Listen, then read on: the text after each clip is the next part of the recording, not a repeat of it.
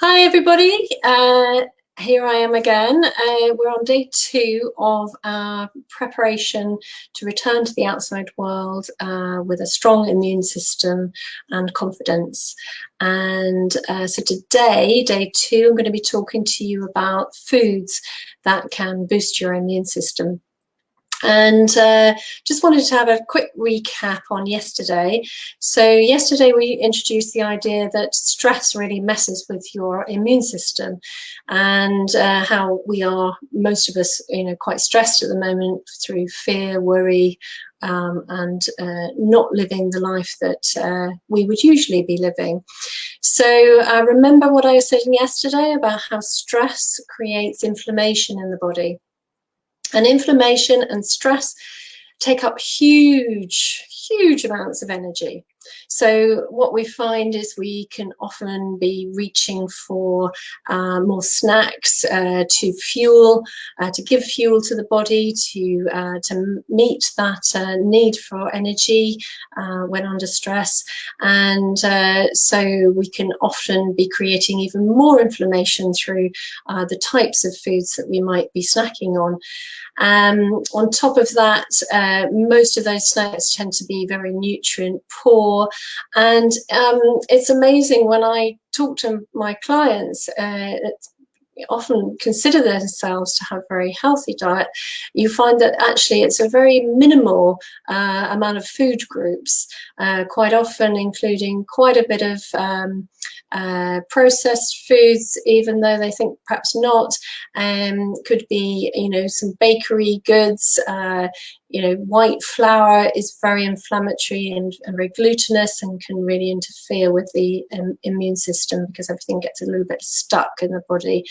So there's a lot of things that people are thinking they're doing well, but perhaps they could tweak just a little bit, and perhaps this will resonate with you too.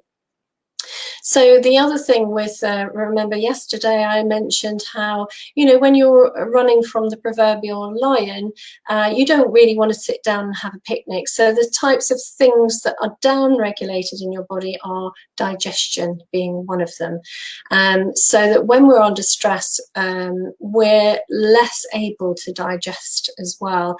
One of the main systems in the body that should be active during digestion is our parasympathetic nervous system. That's our rest and digest nervous system, and that it enables this processing of the food in the body coming down through the mouth, where we start the process of digestion with a lot of chewing.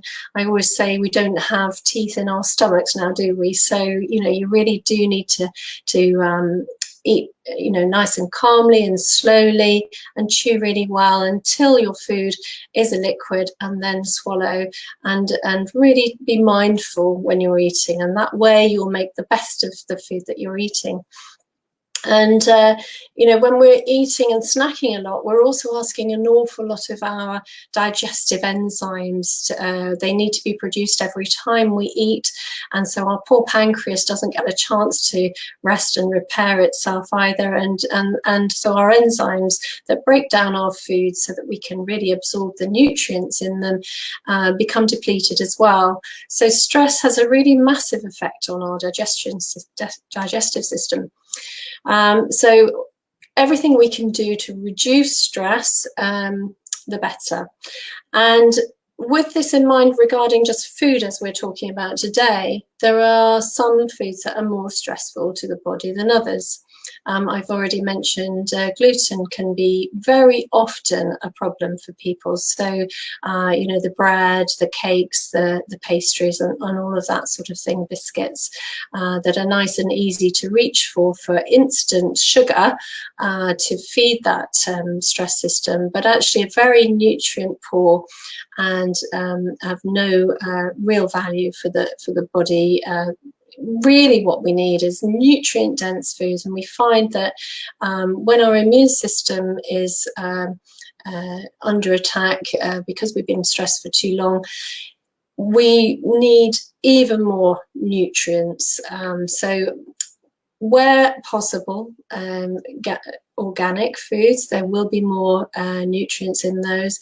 One of the big problems in the modern day that we live in is that our soil is very depleted of nutrition.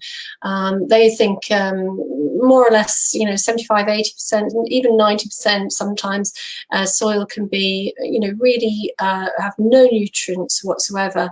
So, if you're growing your own, you might even just have a window ledge that you could grow maybe some tomatoes or some lettuces in just a little flower pot or something like that. Don't have to have an allotment.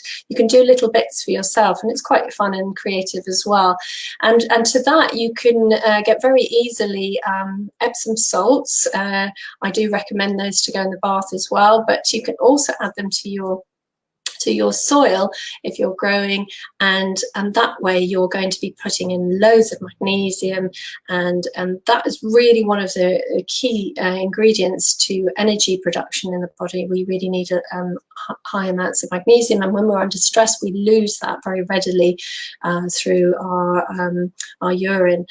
So what kind of foods should you see on your plate? So you should see loads and loads of vegetables. That should be the predominant component of your plate. They should be very colourful. So look at your plate. Is it colourful? Is it just all monotone? If it is, then you're probably not getting enough variety in terms of your nutrients. Particularly we want greens. Eat your greens as your grandmother would have told you. It's really important. The greens again should have loads and loads of nutrients, particularly things that boost the immune system and the energy system of the body.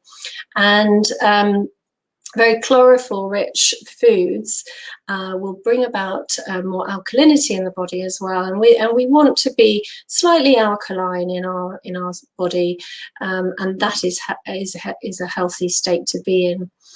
Also, viruses really don't like alkalinity, so we don't want to be too acidic in terms of what we're taking in our foods. Having said that, we do need some acidity. Acidity generally comes in terms of food through our protein sources, but as long as it's in balance with plenty of veggies and the alkaline forming foods, then that's fine, because we need the building blocks that protein give us, the building blocks for repair and new growth of new cells and so forth. So it's really important to have good quality protein.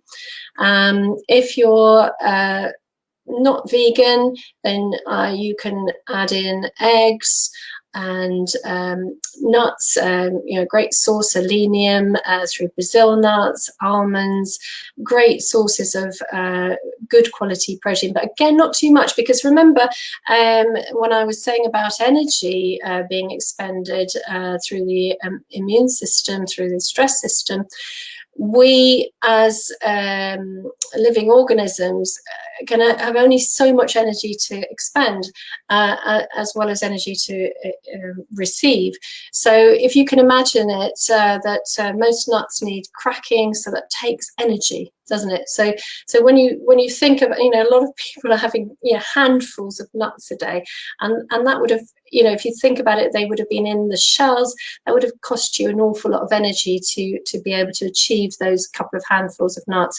So really only a small handful per day maximum. What else? So good quality eggs. Again, don't just buy any old eggs. See if you can buy them from the best source you can, and ask around people. Locally here in Sussex, we have some fantastic farms that really look after their hens. If you're eating meat, again, make sure it's very good quality. Go to a butcher, and it's great to form relationships with the people you're buying from. They can tell you where your food is coming from and what the farmer feeds it on, and how free range it is, and is it grass fed, and so forth. All these things really add to the nutrient content of the produce. and often means that there's a lot of less hormones and antibiotics and fat in the animal as well.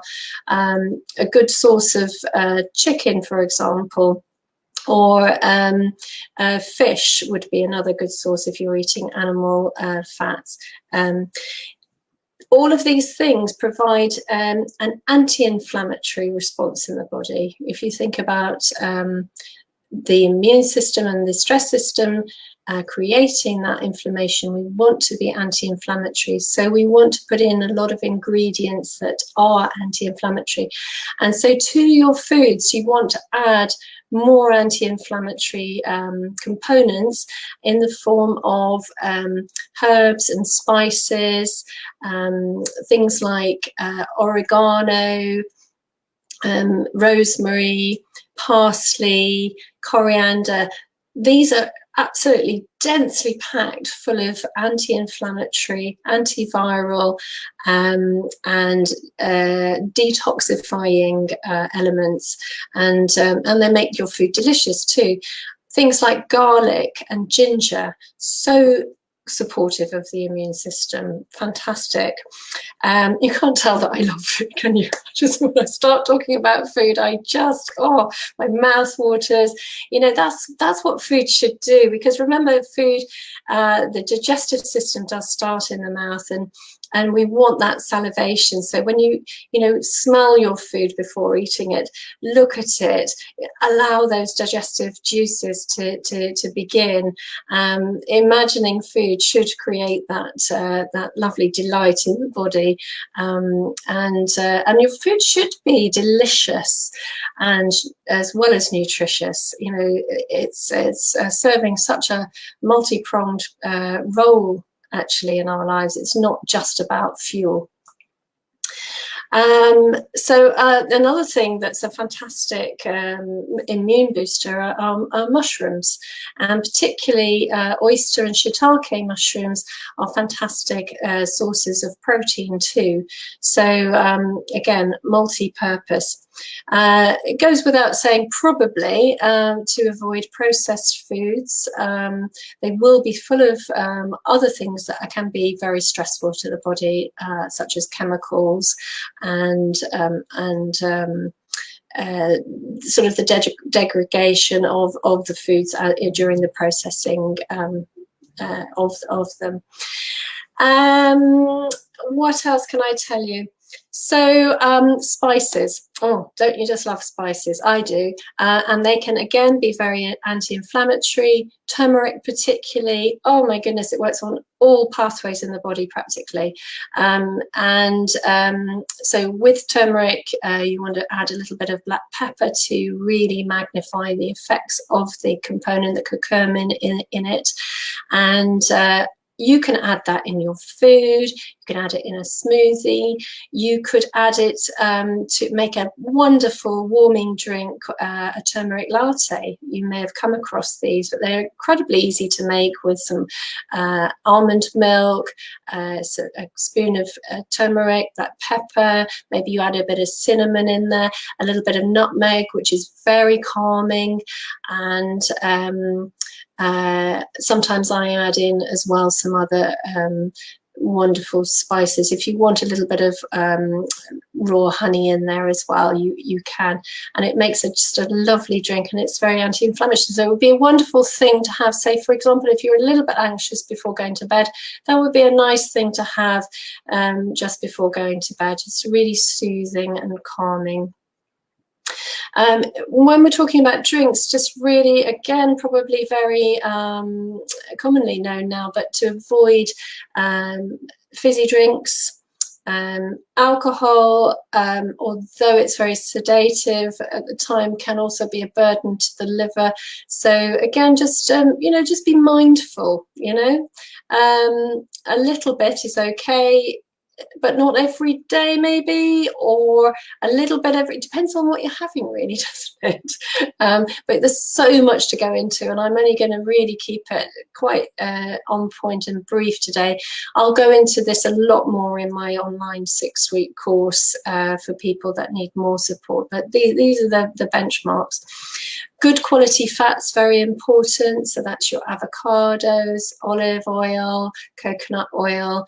They really help to hydrate, to transfer molecules around the body, fats to where they need to go to. Really vital. Fats do not create fat if they're good fats, and they're vital to your nervous system as well. So it's really important to have those in your diet. In terms of fruits, I would keep them to a minimum. An apple a day, as they say, does keep the doctor away, and there are reasons for that. They've got some really good, amazing nutrient value, and can be added to smoothies and just eaten before a meal would be an ideal time when you're preparing. Sugar. Oh, don't we all just love sugar? People often say to me, "Oh, well, I've got a sweet tooth," and I say to them, "Well, everybody has, because we're designed for it." You know, it again is about survival. We need to take in glucose to make our cellular energy. So when we would have come across sugar, say for example in the form of a honey hive, we would have really eaten the whole lot all at once and stored it in our adipose tissues for the famine that might be coming. But now, of course, we have these things on tap, and we have far too much of it. And unfortunately, sugar does have an effect on our immune system. It really suppresses it. So again, at this time particularly, but generally speaking as well, we should really avoid particularly refined sugars. And that really does hold with kind of all grains, but particularly white flour products, keeping those to a minimum as well, because again, they're just a carbohydrate, a sugar, and we can get plenty of carbohydrates from our vegetables, believe it or not. Again, being mindful of foods, particularly for the time of year. You know, we should be eating seasonally if we can. And at this time of year, we're starting to see a lot more foods starting to surface above the ground. In winter, they tend to be under the ground. And so, you know, growing the lettuces and all of those things, we can now start to have a lot more raw food in our diets. Some people can't manage that at all, so still need to, you know, maybe balance out with a cooked jacket potato, sweet potato, whatever you want to have with it, and your good quality protein and plenty of veg and a salad. You know, so it's this balance at the moment. But again, nutrient rich is really important. What might you have at different times of the day? A lot of people ask me that. So for breakfast, I'd probably recommend, again, you know, each time you eat should have these components on your plate. So I always say to people, please do have protein at breakfast in whatever form you decide. Not just, you know, we tend to be cereal eaters, don't we, or toast eaters, so again, bread. And so you really want to be focused on protein, again, every meal. So I would say something like a mushroom omelette would be fantastic, with some leaves. It could be a smoothie. I really prefer a smoothie at this time of year, or it could be some pancakes with just egg and some mashed banana and some cinnamon, for example. In fact, I've just had those for my brunch. In terms of smoothie, there's wonderful immune boosting smoothies. I'll write the recipe in the comments below, but essentially, you know, one that's got nuts, selenium, say for example with Brazil nuts, raw cacao, fantastic source of loads of immune boosting nutrients, kale, dark green leafy veg we've already mentioned. You can put all of these things into a smoothie, avocado, coconut milk, cinnamon. Yum yum, makes gorgeous. Again, here we go, salivation. So this is what I really want to impress upon you, is that you want to be, oh, you know, having a love affair with your food, really.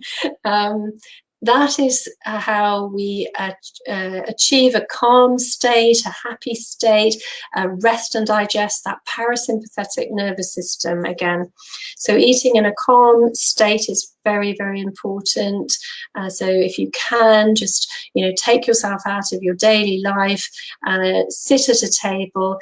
If there are other people in your household, try to sit together. Sociability makes for really good digestion. Also, don't eat too often. I did mention the whole snacking thing. Much, much better for your digestion and your body, and maintaining a nice, even, optimal weight, to eat 2 or 3 times a day, which some of you might just take a big shot in intake of breath and think, oh my goodness, I eat way more than that, and I like to snack. If you snack too much, you really will be putting your digestion under a lot of strain. And again, if you feel you need more support around that, that is something I can be covering in the 6-week course or one-to-one with you, should you wish. So I think that pretty much covers what I wanted to say about food. I will be talking tomorrow about the supplement support that you can give yourself around boosting your immune system and keeping yourself in a preventative mode, if you like, for when you're ready to go out in the outside world after lockdown. So do join me then. Again, I shall be here at 12:15. And if you do want to join my online course, or you know somebody else you think would benefit from that, do please invite them to contact me. Again, I'll put my contact details in the comments section below. I can't see any of your comments. I meant to say that at the beginning as I go. But I will answer any questions that you have when I come offline in a moment. So lovely to see you again, and I'll see you again tomorrow. Bye for now.